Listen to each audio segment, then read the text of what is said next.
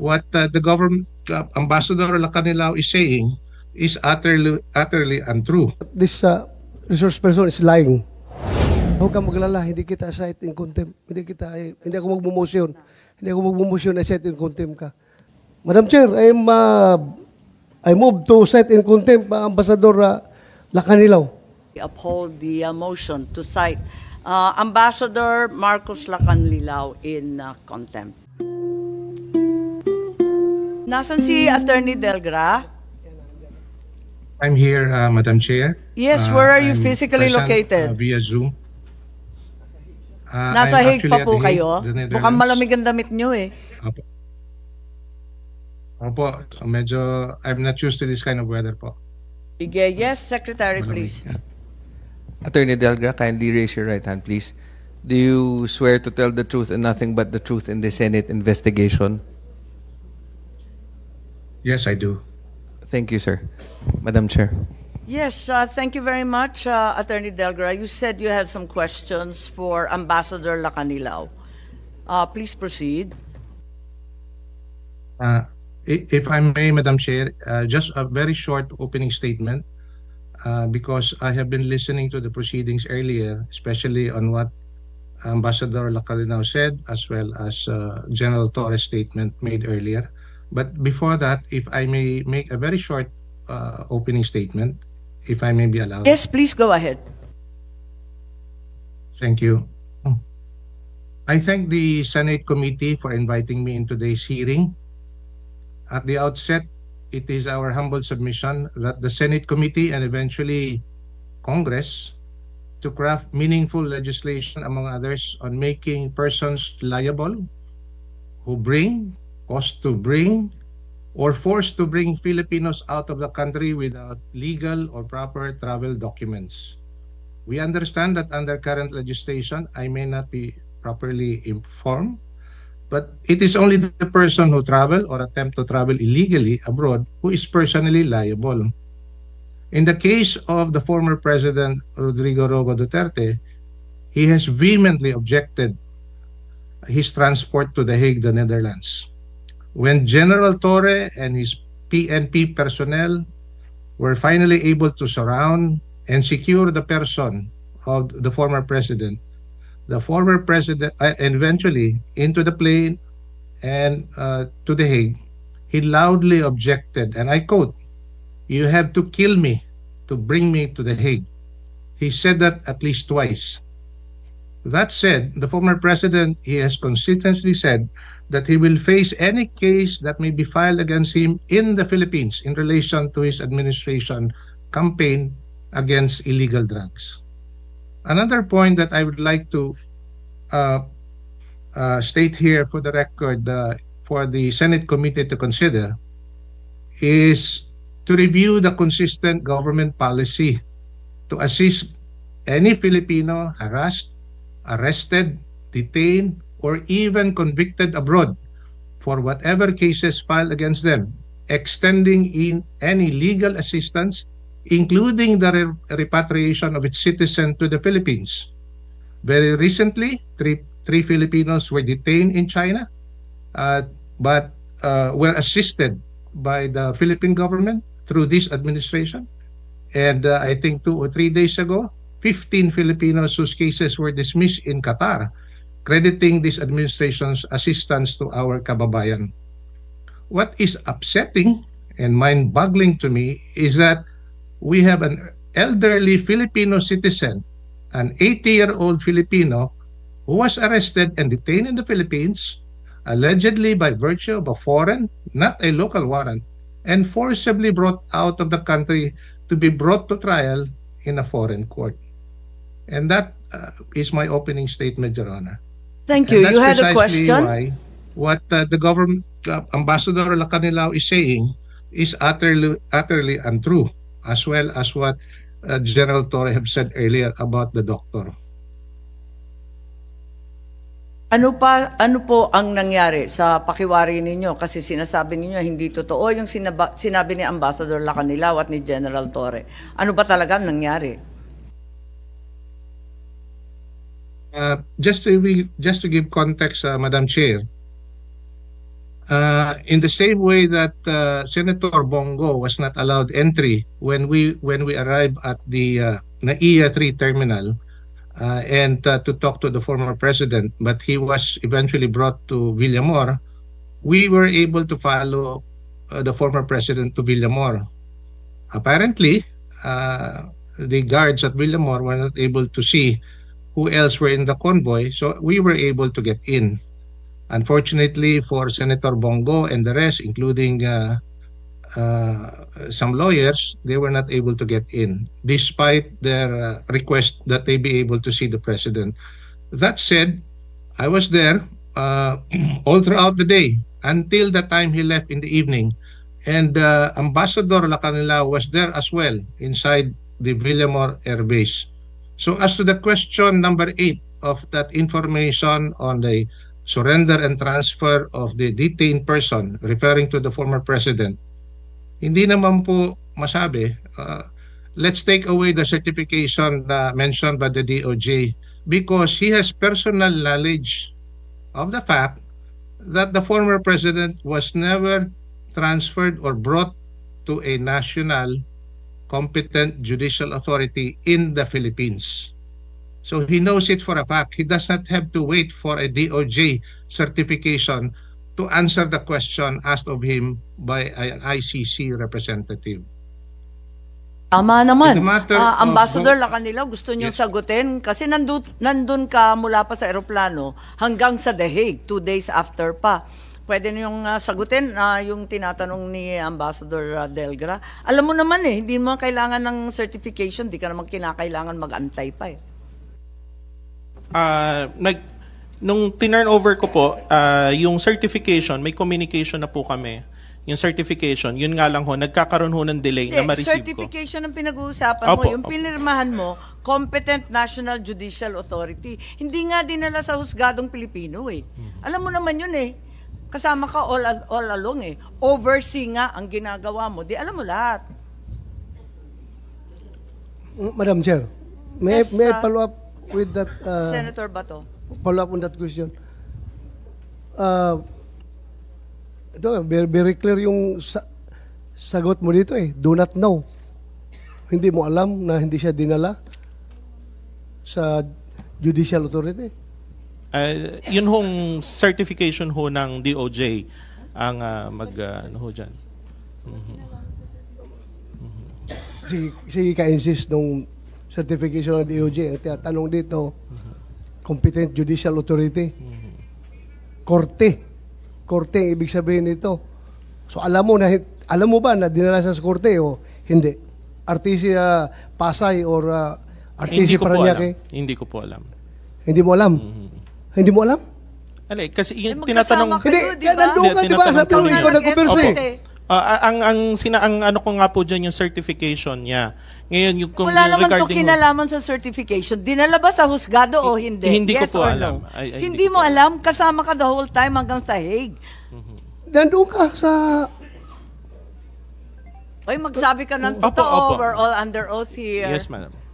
So alam mo kung dinala siya o hindi? Hindi mo alam? Hindi ko po alam. Kasi hindi naman ho ako... Paano hindi mo alam? Binantayan mo mula nung dumating mula sa Hong Kong, sa airport, dinala sa Villamor, dinala sa The Hague, kasama ko all throughout. Opo. Pag sinabi mong di mo alam, you are lying. You are lying. And nandun ka all the time Hindi mo alam na dinala siya sa korte? Hindi mo alam? Hindi ko po alam, Mr. Senator. May I clarify? I think we should ask Attorney Delgra, what do you think of the answer given that he was not aware of any information regarding the competent National Judicial Authority that he signed on to? Pwede bang mangyari yon, Attorney Delgra? I join the observation of Senator Bato that the Ambassador Lacanilao is lying. Kasi all he needs to know is whether the former president was brought out of Villamor and brought to a local court. We don't have to skirt and hide behind a DOJ certification to attest to the fact as to whether he was brought to a local court or not. he was there all throughout, as he has in fact admitted. So all he has to do is, hindi po inilabas yung former president to be brought to a local court. I think that would have been sufficient for him to say. But he keeps on saying that he does not know. Kasi ang That's the tamang problem. sagot, no. Hindi po ba? Ang tamang sagot, no. At alam niyang no. Kailanman hindi dinala sa husgado. Tama po ba? I agree with that, Madam Chair, that the proper answer to this question would have been no. Thank you, Attorney Delgra. Ambassador Lacanilao? Yes, ma'am. Still, ma'am, yung nasabi ko po. You still didn't know, in spite of overseeing the entire operation for both the Interpol and the entire government of the Philippine Republic. Tama? Yes, Madam Chair. Hindi mo pa rin alam. Yes, Madam. Madam Chair, last chance mo, Ambassador Lacanilao. We are giving you the chance to say the truth. Opo. Hindi Nagsasabi mo po alam? ako ng totoo. Hindi, opo. Hindi mo alam na hindi siya dinala. Opo. Nasaan Ikaw nag-oversee sa doon? airport? Saan ka doon sa airport? Nandun ka sa picture? Dun ho sa tube. Oh. Tapos Oh, dun so sa tube lounge. ka pa? Sa tube. Sumalubong Wala ka sa doon sa tube. aeroplano, sa tube. Hanggang dinala siya sa Billabor, kasama ka. Sa 250? Oh, Sa 250, umalis ho ako eh. saan ka pumunta? Dun ho sa likod. Kasi meron hong waiting area dun Sa sa likod. likod lang. Sa likod pero lang, hindi ka pero- umalis. So Tapos- hindi na ho ako nag-intervene after nun eh. Hindi mo alam na hindi siya dinala. Hindi po. Madam Chair, I think this resource person is lying. Yes, that seems clear. Secretary Remulla, you wanted to add to the false testimony Ma'am, again, here? the form that was made to, that he was made to answer is an extradition form. That's why the requirements that it's asking for are questions about extradition. But this is a surrender. It's a very Yes. different process that happened. Yes, we've heard that argument before. Thank you, Secretary. Aside from that form, kinonfirm niya ngayon, ilang beses niya sinasabi na hindi daw talaga niya alam na dinala sa korte o hindi. And Madam Chair. I don't think they would have accepted him in the ICC if there was no certification from the DOJ at that time, because the certification was acceptable to the ICC because the DOJ is deemed a competent judicial authority by the ICC. We're not claiming to be, Since but when under the did system, the DOJ become a judicial No, authority? under the system of the ICC. Justice Ascuna, I As think Justice I'll Ascuna need your said, help here. the Mukha namang, Prosecutor General, inaako na ng executive ang judicial power. The prosecutor, Parang malabo na to. Ma'am, the prosecutor in the ICC setup is part of the court. And that's why they're considered competent judicial authority, if I can understand it Pero kung properly. maaalala natin, I think we can ask Justice Ascuna. ang saligang batas na sinumpaan natin, wala namang ganun. Yes, Ang ma'am. court, maliwanag yung It's the Supreme understanding of Court. the ICC I'm explaining, ma'am. Ay, nakakatuwa naman to. Saan tayo mauuwi ng ganito? Ngayon, ang DOJ na ang korte. Ganon. No, ma'am. No. It's just the understanding of the ICC. that Please the make up prosecu- your mind. Sabi mo, you have judicial power. No, we And don't have you're the judicial power. competent Don't put national judicial here we don't authority. put words into action that were not really said. What we're saying is that I is the think understanding of the same statement ICC. was made by your ASEC or USEC Clavano. Yes, that is the understanding that the ICC has of the function of a prosecutor, because under their system, a prosecutor is part of the court and thus competent judicial authority. That is the ICC's way And the same of treating prosecutor was in a fact prosecutor. Filipino? Well, Sabi, to their national. understanding, it's competent judicial Yung authority ICC under the prosecutor ICC. na Pakistani English naging Pinoy? Well, Sure ka? ma'am, they have a different way of looking at judicial authority in the ICC. That's why Looking, the form. isang tingin lang makikita mo, hindi naman Pilipino yung prosecutor nila, pambira naman.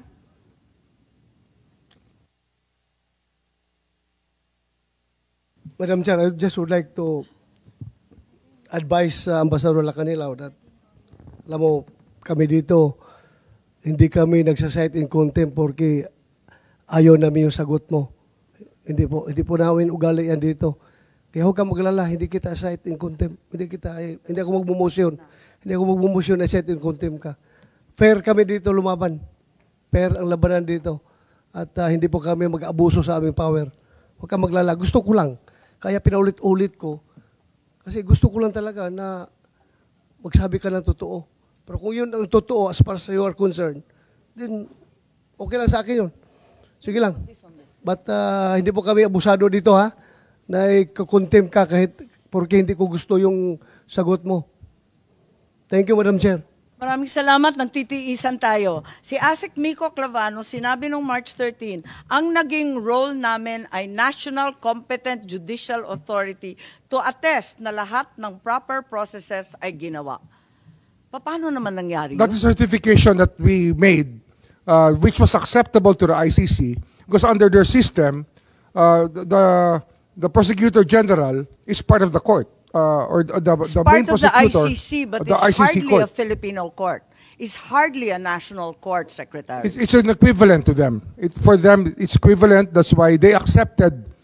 If they accepted the turnover of the Equivalent is not president, the same po. it's not the same. But it was acceptable to them because that's how their system works. Okay. Malinaw naman na lahat ng simula noong unang pagdinig hanggang ngayon, pilit ninyong iniiwasan, sumagot ng totoo. Ano ba talaga yung dahilan na nagmamadali kayo? Ma'am, I will reiterate my answers a while ago. The position that my mission is just bring him to the plane that will bring him to The Hague. As to the rush, if you consider it as rush, It is a I am rush. not in the, Kasi I dapat am not dadalhin privy. pa yan sa husgado, di ba? That is your, that is the, No, if that is the law, sir. If that is the impression that was delivered to you, ma'am, ang sa akin lang is, those are beyond my competence to answer. Kung sa tingin nyo rush yan, it's not rush. It's something that I have to do na talagang isakay lang siya sa plane because that is the order that was given to me. As to the other nuances of that order, I may not be able to answer that intelligently or competently.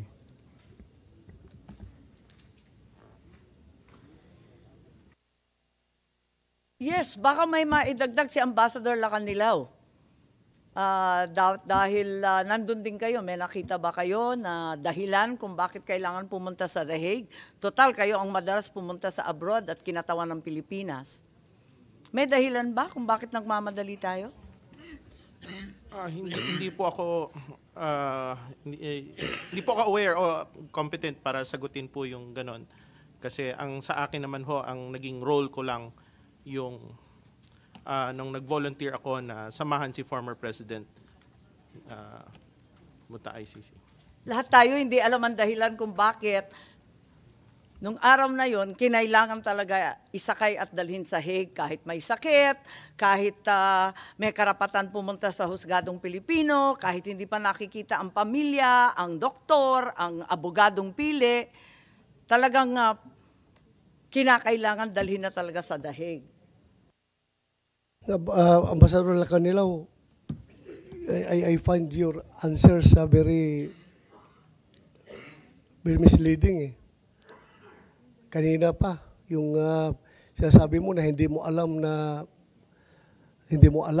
na hindi pala siya dinala sa competent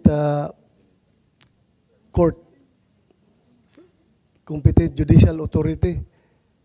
Hindi mo alam. Hanggang ngayon, hindi mo pa rin alam. I'm giving you a chance.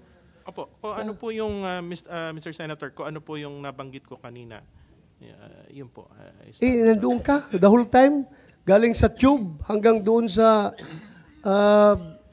Villamor. Nandoon ka. Hindi mo rin alam, hindi mo pa rin alam na hindi siya dinala sa judicial authority. Yes, Mr. Senator. Hindi mo alam. Yes, Mr. Senator. So you're lying. You're lying. Madam Chair, I move to set in contempt Ambassador Lacanilaw. Last chance, hindi mo alam if nilabas sa Villamor si PRRD? Hindi mo alam? Hindi po, Madam Chair. Okay, there's a motion to cite you in contempt. I have to affirm. There being no contrary motion, we uphold the motion to cite Ambassador Marcos Lacanlilao in contempt.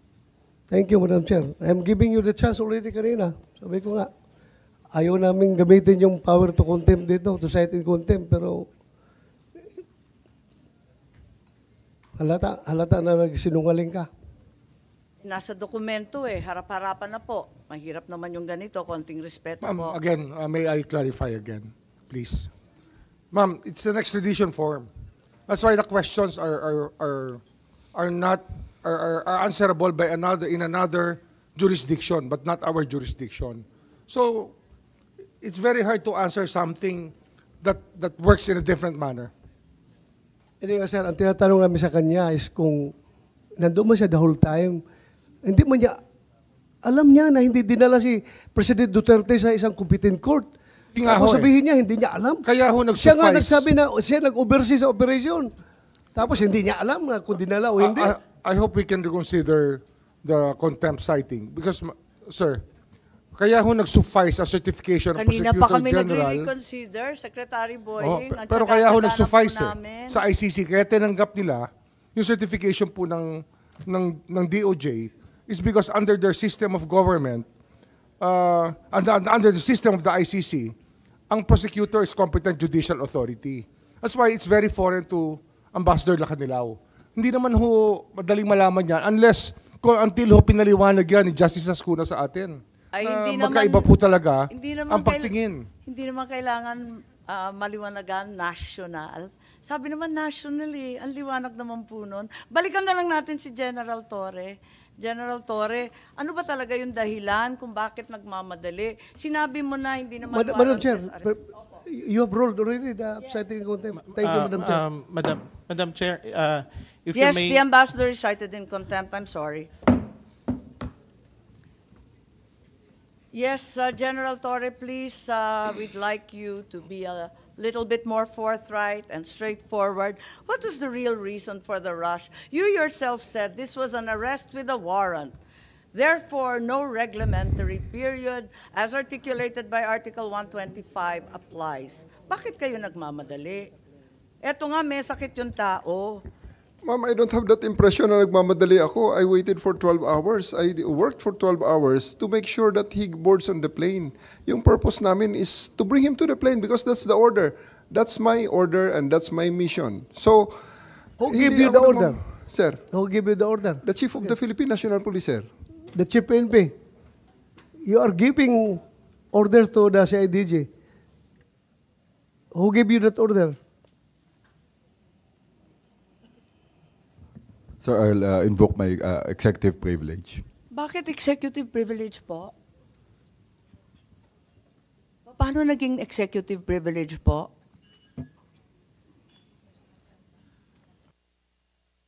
Nangyari na, tapos na Sino nag-order Ano ho yung tanong, ma'am?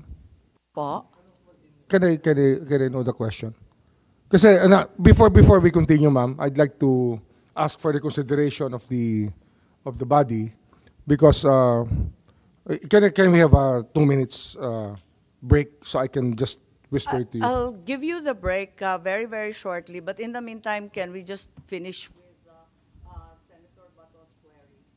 Oo, tapusin lang po natin, tapos mag-break po tayo. Okay, si Senator Bato, please. May tinatanong yata siya kay Chief PNP. At ito ay may kinalaman sa chain of command lang naman. Pakaliwanag. Sinabi na naman ni DOJ. That's executive privilege po. Basta usapan na po within the executive department. Hindi na ho namin pwedeng ilabas dito. I think those matters are matter of executive privilege. Maliwanag The decision-making process of the executive department, especially on the top level, kasama na po kami, ay executive privilege. But I have gone as far as saying, I gave the clearance. Clearance, but not the order. Well, it can be interpreted both ways, sir. Well, klaruhin natin, sir. You gave the order or you gave the clearance I gave the clearance to the SILG. to the SILG? Yes. So meaning the SILG was the one who gave the orders to the Chief PNP? Well, that's why we are citing executive privilege because we do not want to be drawn into this long discussion. Yes, I'm sorry it's so long, but it's also because certain witnesses have been so evasive. Arresting the president or the former president is not a quintessential and non-delegable power of the president, di ba? Yun ang maliwanag sa Senate versus Ermita. Wala namang information that's not available elsewhere. Kasi pinag-usapan na ni General Torre na nautusan siya ni Chief PNP. So, ano yung problema sa executive privilege dito? Hindi naman kayo military o diplomatic corps, hindi naman diplomatic communications to ng Pilipinas at ICC. Wala naman kaming tinatanong sa ganon. Bakit hindi masagot yan?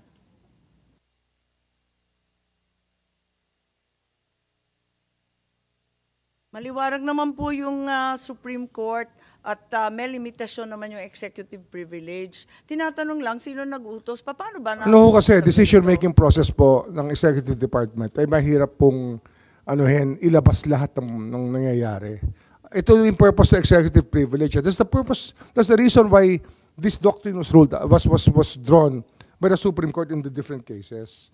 Kasi Yes, ano that's ito right. ang internal deliberations po ng cabinet at top-level leadership ay hindi po talaga pinag-uusapan. I think that we should give it to each other. Yung caucus po na Senate, hindi po pinag-uusapan yan. I was once as chief of staff, I witnessed a caucus of the senators, but I never spoke about it in my whole life because that is the way it works. In Senate Kasi kung meron po naging Secretary Remulla, in Senate versus Ermita, it's very clear that General Torre is not covered by the claim of executive privilege. Arresting a person is not a quintessential and non-delegable power of the president. It's very clear. He's not a cabinet member. He's not even the chief PNP. And it's not like this information isn't available elsewhere. And if it's available elsewhere, then we do not need the answer from him, Madam Senator.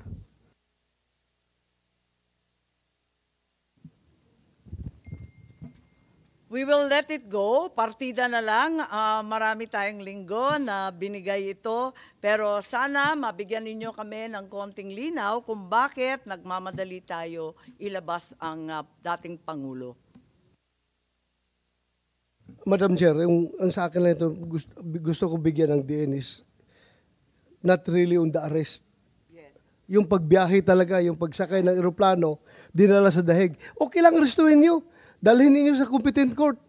I-surrender nyo sa RTC. Ipakulong ninyo dyan sa krami.